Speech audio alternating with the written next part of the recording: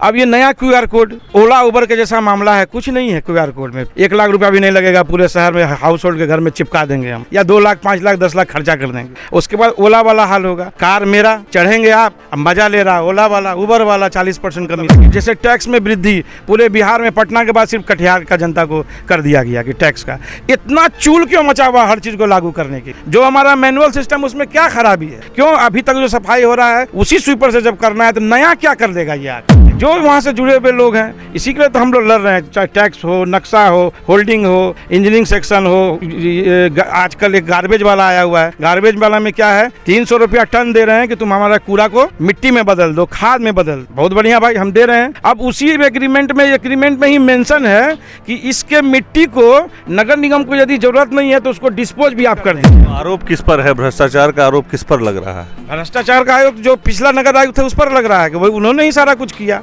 जैसे कि चिट्ठी आ गया कि वार्ड सचिव का नियुक्ति कर ली, तो आपने वार्ड सचिव का बहाली तो कर लिया, उसको लगा दिया आप आवास में। ये बहाली किन्होंने की? नगर आयुक्त ने बहाली किया। पिछले नगर आयुक्त ने 35 लाख के टेंडर को 9 लाख 10 लाख 15 लाख कुछ कर दिए हैं। क्या कि अभी तक रेवेन्यू कमिश्नर का कोई मंतव्य नहीं आया। तो ये एक बहुत बड़ा घोर अपराध है कि स्टैंडिंग के प्रोसीडिंग में बिना स्टैंडिंग के सदस्यों के सहमति के कोई विषय आ जाता है और वो प्रस्ताव पास हो जाता है। वैसे मामले आने लगे जिससे शहर को भी हानि, समाज को भी हानि और नगर निगम को भी हानि हो, तो कतई बर्दाश्त नहीं कर सकते। विजय सिंह जी पर अनेक आरोप आए थे, वीडियो के द्वारा, मैसेज के द्वारा, कि उन्होंने अकुंठ भ्रष्टाचार किया है नगर निगम में। उस समय अगर भ्रष्टाचार 100% था तो आज भ्रष्टाचार 250%। मतलब इशारों मेयर की बात कर रहे हैं? इशारों की बात नहीं है, मैं सीधा कह रहा हूँ कि जिनको जिम्मेवारी मिली है, अगर ये गलतियाँ हुई हैं या प्रदर्शित हो रही है तो जिम्मेवारी तो लेना चाहिए। तो नीति और नियत में अंतर होगा तो विरोध होगा, और विरोध सतह पर दिखेगा। नहीं तो कुर्ता यहाँ नहीं फाड़ा होगा, यहाँ हम लोग कलम से लड़ेंगे, और कलम जो है वो इतना बड़ा कलम चलाएंगे कि फिर वो तलवार से भी ज्यादा भारी वार होगा। बिहार में पटना नगर निगम के बाद एक और नगर निगम में हलचल देखने को मिल रही है। बहुत सारी बातें हो रही है और कई मुद्दों पर जो है वार्ड पार्षद और जो स्टैंडिंग कमेटी है मेयर्स की, नगर निगम में जो लोग हैं, उनके बीच में काफ़ी मतभेद देखने को मिल रहा है। इन्हीं सब मुद्दों पर बात करने के लिए हमारे साथ बिट्टू घोष जी मौजूद हैं, जो स्टैंडिंग कमेटी के मेंबर भी हैं। तो अभी क्या मुद्दा है, किस लिए इतना विरोध हो रहा है, और उसमें आप चूँकि स्टैंडिंग कमेटी में भी हैं तो आपका भी नाम आ रहा है कि आप भी विरोध कर रहे हैं, क्या मुद्दा है उस पर थोड़ा सा प्रकाश डालें। सबसे पहले तो स्टैंडिंग कमेटी से पहले हम निगम पार्षद हैं, उसके बाद ही हमको स्टैंडिंग कमेटी में बनाया गया, और हम पार्षद संघ के संरक्षक भी हैं। तो पार्षद का जो हित है उसके लिए लड़ना मेरा नैतिक जिम्मेदारी है, वो हमको करना पड़ता है। और जो आपने बोला कि पटना नगर निगम के बाद वैसा कोई माहौल यहाँ नहीं है। पटना नगर निगम जैसा यहाँ कुर्ता फाड़ वाला माहौल यहाँ कभी नहीं हो सकता है। यहाँ पे उस तरह से हम लोगों का, ये कटिहार एक छोटा शहर है, हम लोग सब एक परिवार के तरह हैं। लेकिन अब है क्या कि परिवार के तरह हैं, हम परिवार मान रहे हैं नगर निगम को, तो जो वहाँ का स्टाफ है, जो वहाँ का पदाधिकारी है, जो चाहे उस पदाधिकारी में कोई भी पदाधिकारी हो, उसको भी हम लोगों को परिवार मानना होगा। और नहीं तो कुर्ता यहाँ नहीं फाड़ी होगा, यहाँ हम लोग कलम से लड़ेंगे, और कलम जो है वो इतना बड़ा कलम चलाएंगे कि फिर वो तलवार से भी ज़्यादा भारी वार होगा। तो ऐसी नौबत क्या आ गई जिसकी वजह से कलम चलाने की नौबत पड़ रही है, या आप कह रहे हैं कि कलम की ताकत दिखाएंगे? किन मुद्दों को लेकर इतना विरोधाभास है? देखिए, उसमें मुद्दा पर विरोधाभास ये है कि जैसे कोई मान ली टैक्स ही है, इस शहर में टैक्स वाला जाता है, उसका कई सारा हम लोगों के पास रिपोर्ट आता है कि वहाँ गड़बड़ कर दिया, वहाँ ज़्यादा पैसा ले लिया। नक्शा में भी इसी तरह का कई शिकायत आता है। कौन ले रहा है पैसा? जो उससे जुड़े हुए लोग होंगे, वही सब ये सब काम कर रहे हैं। उसी तरह से इंजीनियरिंग सेक्शन को भी हम लोग बहुत आवाज़ उठाए थे बीच में, तो इंजीनियरिंग सेक्शन अब धीरे धीरे थोड़ा सा स्मूथ हुआ है। अभी एक नया हम लोगों के यहाँ अचानक से आ गया QR कोड। क्यूआर कोड क्या है कि क्यूआर कोड में बोला जाएगा कि हर एक घर में वो लग जाएगा, लोग अपने समस्या को बताएंगे और उसके बाद वहाँ उनका काम हो जाएगा। तो हमारा सवाल है आपके माध्यम से कटिहार के जनता को, हो सकता है कि लगे कि भाई क्यूआर कोड बहुत अच्छा चीज़ है, लेकिन उस क्यूआर कोड के बाद जब वो कंप्लेन करेंगे तो सफाई करने वाला कोई स्पेस से तो नहीं आएगा।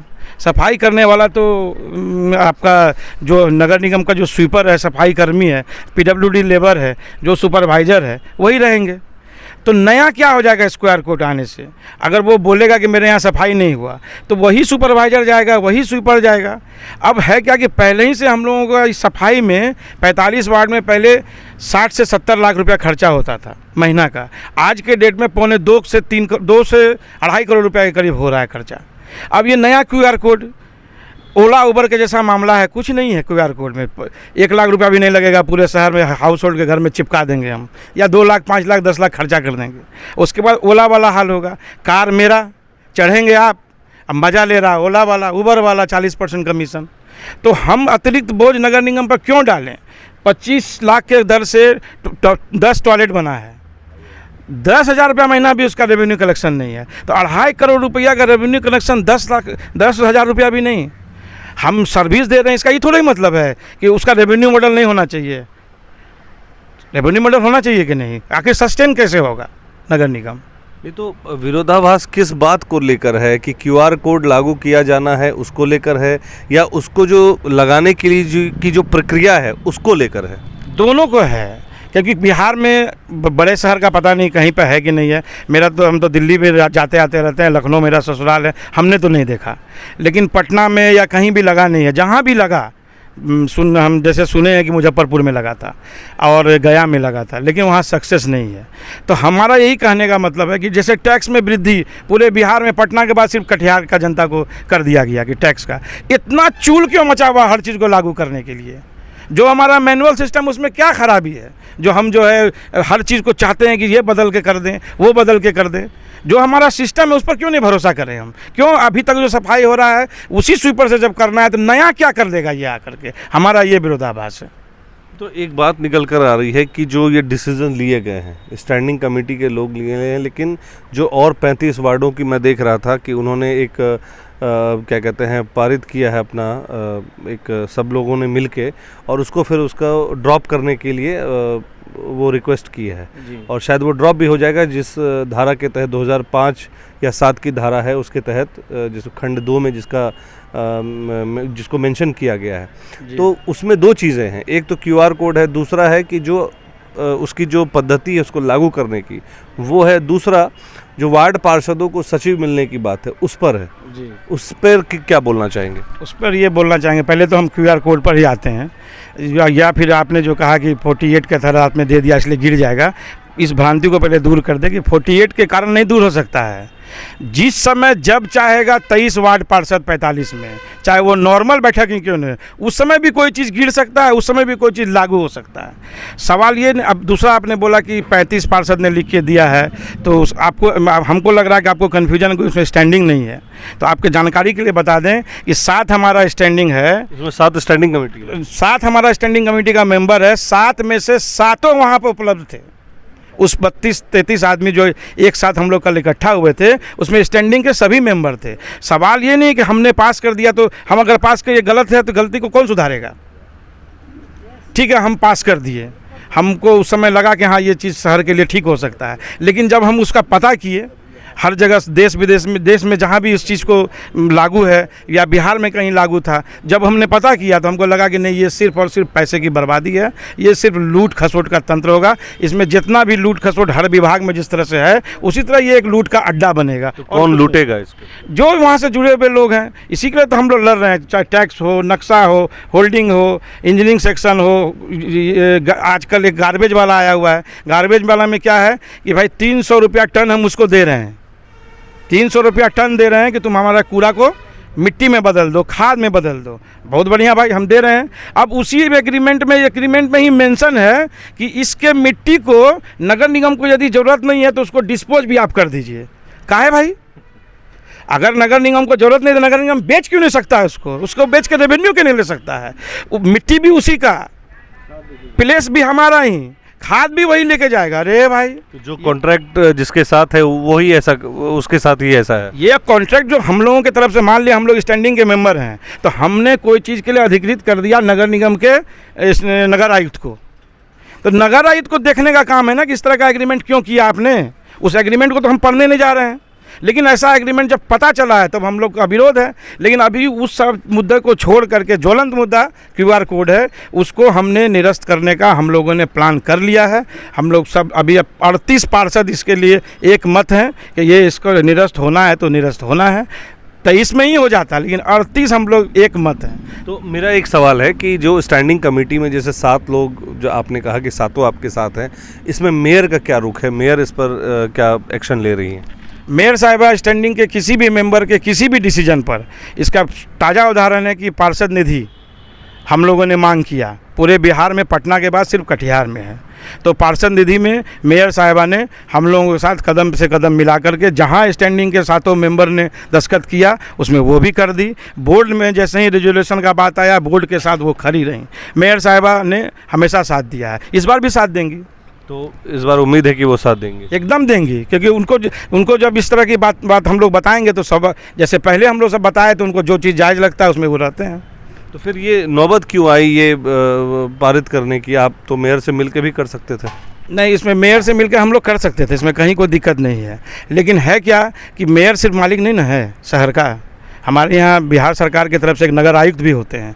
सारा भास्ट पावर उन्हीं को निहित है। हम लोग सिर्फ डिसीजन लेते हैं और उनको जो चीज़ को करना है उसमें वो तुरंत कर देंगे। तो आरोप किस पर है? भ्रष्टाचार का आरोप किस पर लग रहा है? भ्रष्टाचार का आरोप जो पिछला नगर आयुक्त है उस पर लग रहा है कि वही उन्होंने ही सारा कुछ किया। अब जो पॉलिटिशियन है, जो इलेक्टेड लोग हैं, वो तो कोई चीज़ पारित करते हैं, सही क्या है गलत क्या है, क्या हित का होगा सरकार के लिए, देश के लिए, राष्ट्र के लिए, उसमें देखना सबसे ज़्यादा उनका काम है। टेक्निकल अभी जो नगर आयुक्त हैं उनका क्या इसमें इन्वॉल्वमेंट रहा, हस्तक्षेप रहा उसके ऊपर? वो तो अभी नया आए ही हैं, तो पिछला जो सारा चीज़ है उनके संज्ञान में हम लोगों ने दे दिया है। और ये QR कोड के बारे में तो ये भी पिछले ही नगर आयुक्त के द्वारा पास किया हुआ है, तो हम लोग जो है उनको भी बोल दिए हैं कि भाई इसको हम लोग निरस्त कर रहे हैं। एक और मुद्दा जो आ रहा है कि सचिव को लेकर के जो बात हमने पूछा और वो शायद रह गया, तो उस पर क्या बोलना चाहेंगे? 2018 उसमें आ रहा है कि नियुक्ति हुई है, लेकिन सब अपने लोगों की नियुक्ति होगी। वो अपने लोग किनके अपने हैं? नहीं, वो वही उस पर भी बता रहे हैं। 2018 में म्यूनिसिपल एक्ट के तहत से एक चिट्ठी आया है नगर विकास में कि हर एक वार्ड में वार्ड सचिव होगा, तो वार्ड सचिव के नाम पर बहाली हुआ है 24 आदमी। वैसे भी सचिव वाली पिक्चर भी काफ़ी चल रही है पंचायत सीरा। सचिव को लेके बहुत ज़्यादा लोग सर्च भी कर रहे हैं, तो उस पर भी बताइए। और हम लोगों को बार बार जो हमारे दोस्त मित्र हैं वो बोल भी रहे हैं कि पॉलिटिक्स करते हो तो पंचायत वाला पिक्चर जरूर देखो। हम ठीक है। अब उसमें मेरा ये कहना है कि जैसे कि चिट्ठी आ गया कि वार्ड सचिव का नियुक्ति कर लीजिए, तो वार्ड सचिव हमारे यहाँ हुए हैं, लगभग 24 के करीब वार्ड सचिव हुआ है। हम लोग 45 हैं, या तो उस 24 को ही योगदान देना चाहिए था वार्ड में आके। पंचायत सचिव कहाँ काम करेगा पंचायत में, तो वार्ड सचिव कहाँ काम करेगा वार्ड में? तो आपने वार्ड सचिव का बहाली तो कर लिया, उसको लगा दिया आप आवास में। तो ये बहाली किन्होंने की? नगर आयुक्त ने बहाली किया, सारा कुछ वही करते हैं। हम लोग तो डिसीजन लेते हैं, हमने आदेश दिया कि बहाली कर लीजिए, तो बहाली किया उन्होंने। अब हमारा ये कहना है कि आपने बहाली कर लिया, अब बहाली करने के बाद किसी वार्ड में योगदान जब दिए ही नहीं, उसका संपुष्टि ही नहीं हुआ, तो उसको सैलरी कैसे आप दे रहे हैं? यही सब तो घोर अनर्थ हुआ अब तक। तो ये तो सरासर आप आरोप लगा रहे हैं कि म्यूनिसिपल कमिश्नर जो हैं वो कहीं ना कहीं इन चीज़ों को नज़रअंदाज कर रहे हैं, या नेग्लिजेंसी है? नेग्लिजेंसी का आलम एक ये बता रहे हैं कि नगर निगम में इस टाइम हम लोग सैरात करते हैं, सैरात हम लोग देते हैं। सैरात हमने दिया अगर किन्हीं को, सपोज कीजिए आप ही को मैंने किसी सैरात को 35 लाख में दे दिया। शहरात के बारे में थोड़ा एक बार बताएं। शहरात मतलब जो डाक व्यवस्था है, जिसमें कि बस स्टैंड आता है, म्यूनिसिपल, हाँ टेंडरिंग में हमने आपको दिया 35 लाख में कोई चीज़, उसको वो नहीं चला पा रहा है, अगर उससे नहीं पैसा पूरा हो रहा है, वो अगर हमको प्रे करता है, हम उसको घटाते हैं, तो हम घटा नहीं सकते हैं। हम सिर्फ सैरात का टेंडर कर सकते हैं, घटाने का पावर रेवेन्यू कमिश्नर से लेकर के नगर विकास का है। लेकिन पिछले नगर आयुक्त ने 35 लाख के टेंडर को 9 लाख, 10 लाख, 15 लाख कुछ कर दिए हैं। इस तरह से किसी का 18 लाख था उसको 9 लाख कर दिए, किसी का 34 लाख था उसको 20 लाख कर दिए। इस तरह से कर दिए हैं क्या कि अभी तक रेवेन्यू कमिश्नर का कोई मंतव्य नहीं आया। तो कोई मंतव्य नहीं आएगा तो जो काम आपका नहीं आप वो कर दीजिएगा, ऐसा होता है क्या? इसी सब व्यवस्था को हम लोगों ने सब चीज़ को, होता क्या है कि जैसे हम लोग मीटिंग में गए, मीटिंग में करके आ गए, फिर कोई अगला मीटिंग होगा 3 महीना 4 महीना के बाद। इस तरह से आप अगर बोलिएगा तो नैतिक जिम्मेदारी हमारा ज़रूर है। हम अगर स्टैंडिंग के मेंबर हैं तो क्या हमने ऐसे अंधा होकर तो हम साइन नहीं किए होंगे? कहीं ना कहीं तो हम पढ़े ज़रूर होंगे। तो हम मानते हैं कि हाँ हमसे गलती हो गया, लेकिन उसका सुधार का व्यवस्था तो हमेशा है, सुधार तो होना चाहिए ना। तो उसी सुधार के लिए हम लोग रिक्वेस्ट कर रहे हैं। अभी रिक्वेस्ट है तो 48 है, नहीं तो जन आंदोलन होगा और वो भी सड़क से लेकर सदन तक होगा। बहुत बहुत धन्यवाद हमसे बात करने के लिए। तो देखिए, कटिहार नगर निगम में बवाल मचना तय है और जो बातें आ रही हैं भ्रष्टाचार से जुड़ी हुई, पिछले जो नगर आयुक्त थे कटिहार नगर निगम में, उनके ऊपर भी सवालिया निशान हो रहे हैं कि उन्होंने जो एक्शंस लिए हैं, जो रूल के मुताबिक या जो भी डिसीजन उन्होंने लिए हैं, सैरात की बात हो या सचिव की नियुक्ति को लेकर, इन तमाम मुद्दों पर कटिहार नगर निगम में बहुत कुछ आने वाले समय में देखने को मिलेगा। और आप समझ लीजिए कि ये जो जन आंदोलन की बात, अभी जैसे बिट्टू घोष जी ने बताया जन आंदोलन की बात छेड़ी है, तो अगर ये जन आंदोलन होगा तो ये कहीं ना कहीं कटिहार निगम के लिए शीशा लेदर वाली बात हो जाएगी। इसलिए ज़रूरी है कि कटिहार नगर निगम के मुद्दे को जल्द से जल्द सुलझा लिया जाए, क्योंकि ये कहीं ना कहीं डायरेक्ट और इनडायरेक्ट कटिहार की जनता से जुड़ा हुआ मसला है। आप इस खबर पर अपनी क्या राय रखते हैं? कमेंट के माध्यम से अपनी बात हम तक ज़रूर रखें और बने रहें BMW न्यूज़ बिहार की तमाम खबरों के साथ। मैं कैमरा पर्सन विश्वजीत के साथ अभिषेक सिंह, कटिहार से। धन्यवाद। तो हमारे साथ वार्ड पार्षद लोग हैं जो बात करेंगे कटिहार नगर निगम में क्या कुछ चल रहा है, क्योंकि सुगबुगाहट इस तरह की है कि अब भ्रष्टाचार के आरोप कटिहार नगर निगम के लोगों पर लग रहा है। तो इसमें कौन कौन संलिप्त हैं, उनसे सबसे पहले बात करते हैं। हमारे साथ हैं निकू सिंह जी मौजूद, उनसे बात करते हैं। आप कौन से नगर निगम वार्ड से आते हैं? Ward number 30। तो ये बताइए कि अभी क्या चल रहा है नगर निगम में, किस तरह से आप लोग कुछ प्रस्ताव पारित करने की बातें सामने आई, वो क्या पूरा मामला है, उस पर थोड़ा सा प्रकाश डालें। देखिए, कल हम लोग का पार्षद संघ का बैठक हुआ था। बैठक में मुख्य रूप से जो है ये कहा गया कि सभी पार्षदों के द्वारा एक स्वर में कि जो भी मामला आता है उसको योजना से संबंधित हो, चाहे विकास से संबंधित हो, चाहे क्रय से संबंधित हो, या कोई नया कुछ कार्यप्रणाली अगर आ रहा है, तो नियम ये है कि स्टैंडिंग की बैठक होती है। स्टैंडिंग की बैठक में जो प्रस्ताव आता है उस पर चर्चा होती है। चर्चा होने के उपरांत वो प्रोसीडिंग में वो दर्ज होता है। अब प्रोसीडिंग में दर्ज होने के बाद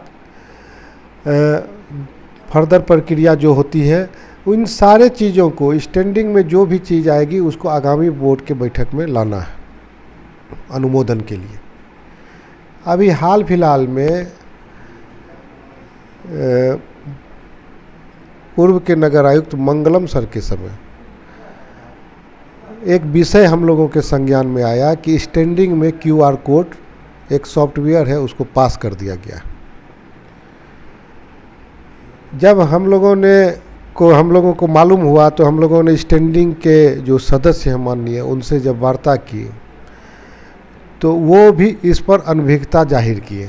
उनको जानकारी नहीं है।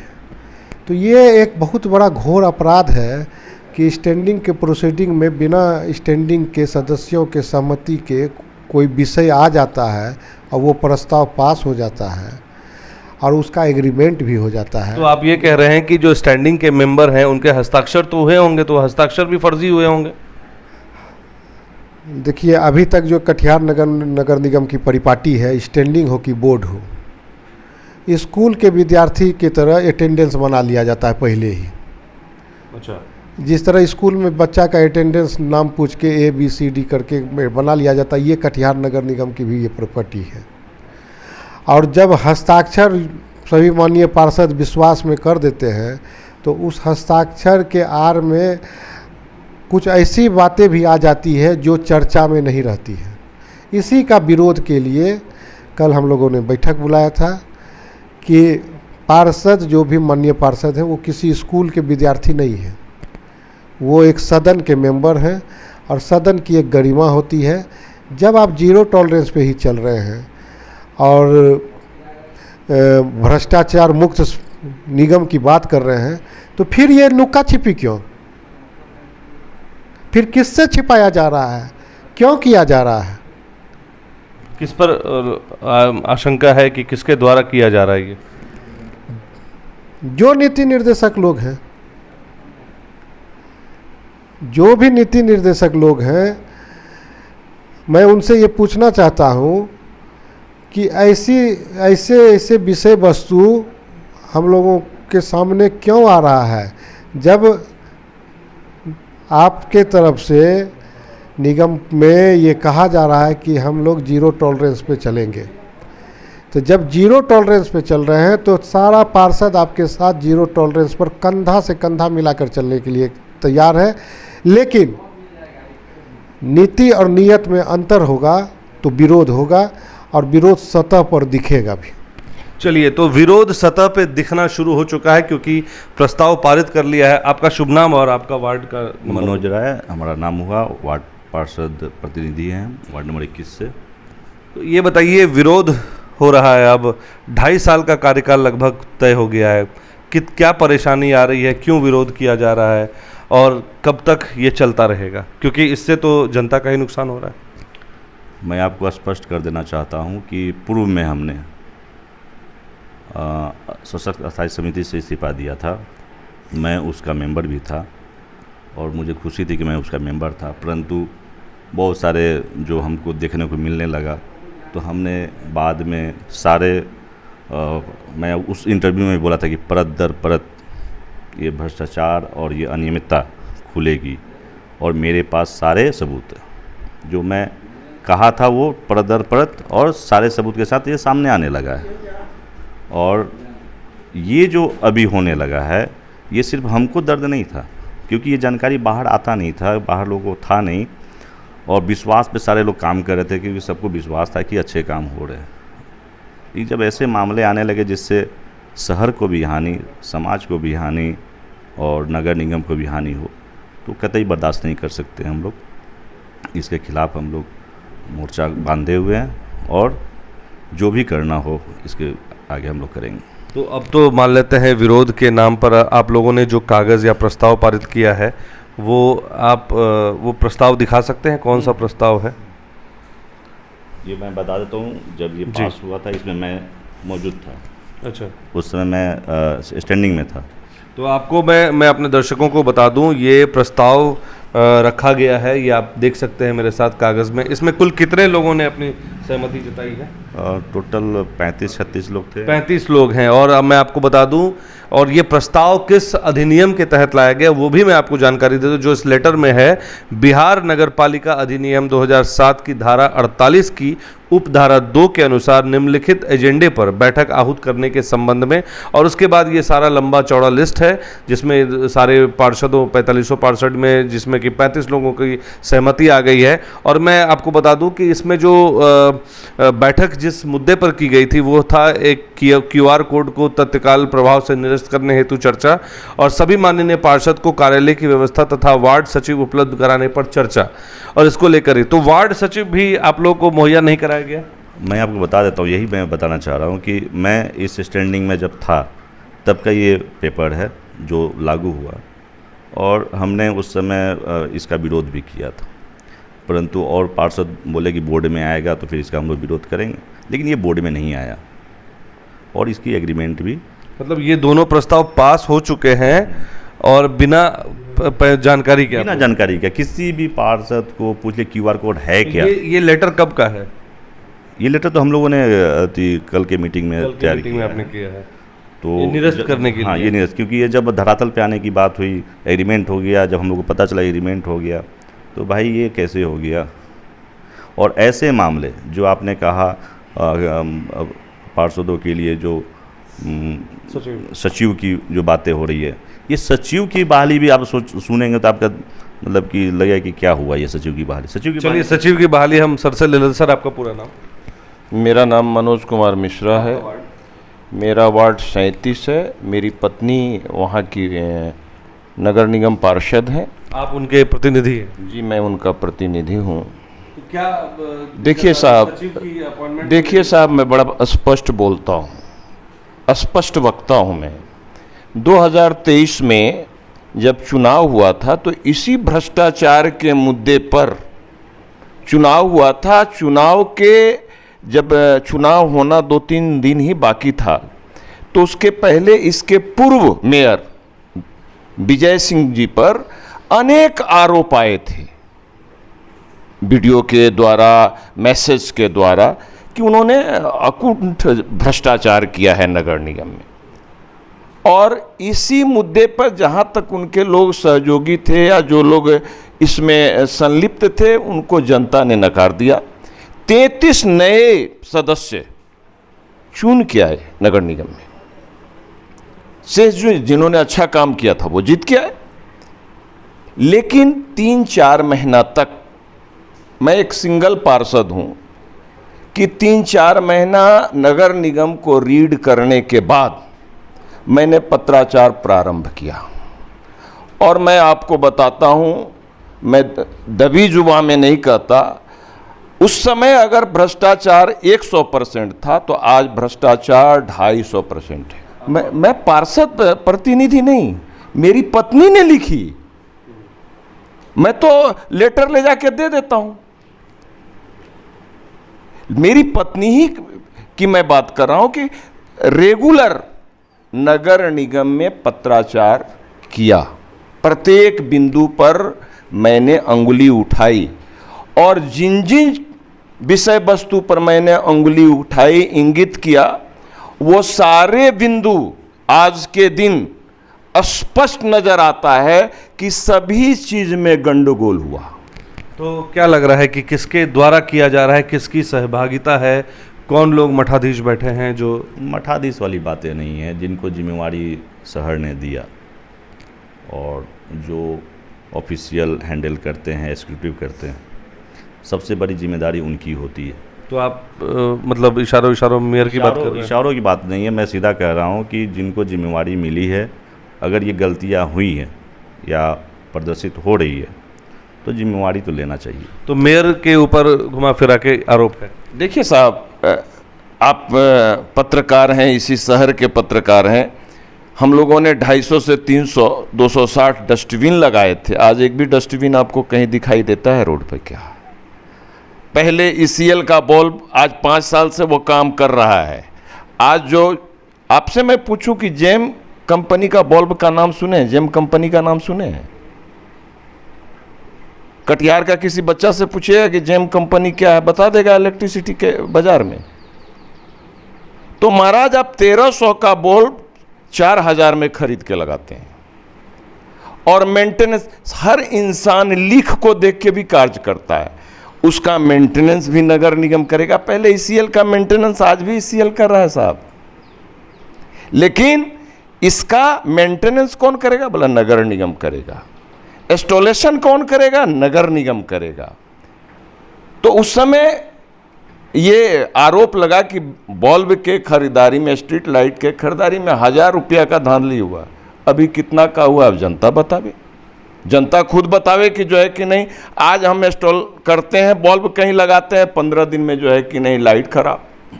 प्रत्येक वार्ड में रोस्टर बना हुआ है कि आप पता कर लीजिए किसी से भी कि प्रत्येक वार्ड में जो इंस्टॉल हुआ है जितना भी स्ट्रीट लाइट, सब जो है कि नहीं खराब दिखता है। आज लगाओ कल खराब, आज लगाओ कल खराब, कोई जो है कि नहीं डीप हो गया, कहीं दिखता नहीं, कहीं सूझता नहीं। तो हम जो अपव्यय कर रहे हैं, आपको मैं बताऊं कि मैं बार बार ये चैलेंज करके कहता हूं कि चाहे वो परचेजिंग हो, चाहे वो नक्शा हो, चाहे जो है कि नहीं आपको जाके बहाली हो, चाहे जो है टैक्सेशन हो, चाहे गार्बेज मैनेजमेंट हो, सब में जो है कि नहीं मैंने जितना रूल रेगुलेशन का जितना वायलेशन करके हम उसके प्रकाष्ठा पे पहुंच के जो है कि नहीं इन सब चीज़ों को स्थापित किया है।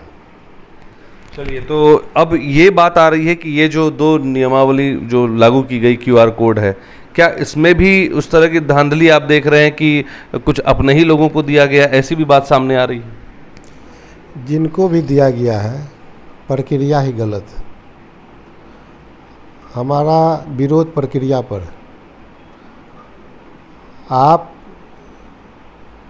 जो है कोई भी निर्णय बोर्ड के पटल पर ही होगा।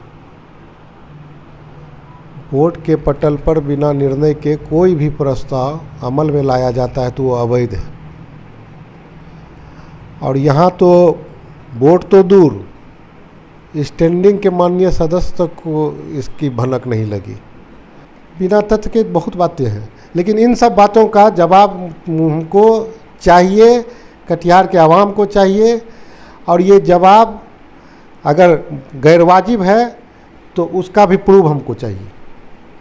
चलिए, तो सर बहुत लंबा हो जाएगा। छोटी सी एक बात सर साहब, कोई भी पद सृजित होता है, उस पर बहाली होती है तो उसका योगदान उसी जगह पे होता है। वार्ड सचिव की अगर बहाली हुई है तो उसका योगदान साहब कहाँ होगा? वार्ड पार्षद के घर पे होगा। और ये योगदान किसी ने योगदान वार्ड पार्षद के घर में नहीं दिया है, उनका सेवा ही कन्फर्म अभी नहीं हुआ है, फिर भी उनको वेतन मिल रहा है साहब। वेतन मिल रहा है? वेतन मिल रहा है साहब। देखिए, बहुत गंभीर सवाल हैं।